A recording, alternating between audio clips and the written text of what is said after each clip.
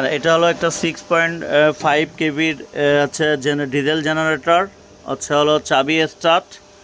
এইটা হচ্ছে ব্যাটারিটা এই যে প্লাস মাইনাস ব্যাটারি খোলার জন্য এইগুলো খুলতে হবে। খুলে যদি কখনো যদি আপনি ব্যাটারি যদি বসে যায় তাহলে হচ্ছে ব্যাটারি খুলে চার্জ দিতে হবে। আর যদি তারপরে যদি ইমার্জেন্সি স্টার্ট করতে হয় তাহলে হচ্ছে হলো এই যে চোখটার এরকম নামায় স্টার্ট দিলে এটা উঠে যাবে, বা হাত দিয়ে উঠাই দিলেও হবে, ছেড়ে দিতে হবে, দিয়ে চাবি কি দিলে হয়ে যাবে। তো আমাদের এখন যত ব্যাটারি ফুল চার্জ আছে ওইটার দরকার নাই, ঠিক আছে। এখন স্টার্ট দিলেই স্টার্ট হবে। এইটা হচ্ছে হলো আমার গিয়ার অয়েল বের করার লাইন, আর এটা হচ্ছে গিয়ার অয়েল দেওয়ার লাইন। এইটা খুলে দিলে এর মধ্যে গিয়ার অয়েল পড়ে যাবে, পড়ে নিচ থেকে বেরোয় যাবে। এটা দিয়ে হলো গিয়ার অয়েল। প্রথমে এখানে 00 আছে, অর্থাৎ 00 চলছে। এটা 30 ঘন্টা চলার পরে প্রথমবারের গিয়ার অয়েলটা ফেলে দিতে হবে। পরবর্তীতে 60 ঘন্টা চালার পরে ফেলতে হবে, 60 থেকে 70 ঘন্টা চালানোর পর ফেলতে হবে।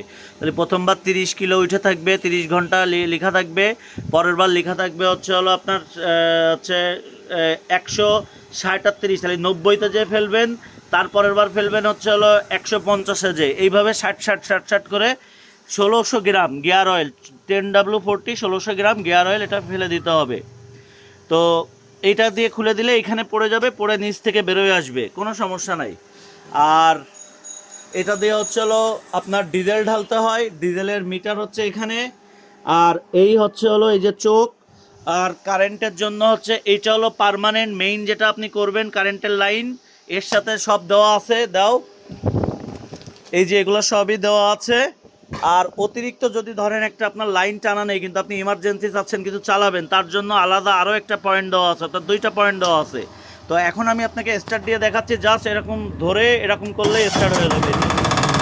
স্টার্ট হয়ে গেছে, যে ধোয়া উঠলো, স্টার্ট হয়ে গেছে গাড়ি ইঞ্জিন। তো এই দেখেন এখানে কিন্তু টাইম উঠতেছে, কতক্ষণ চালাচ্ছি সব কিছু উঠতেছে, ঠিক আছে। এটা কিন্তু রানিং। এইটা 6.5 কেবির একটা জেনারেটর।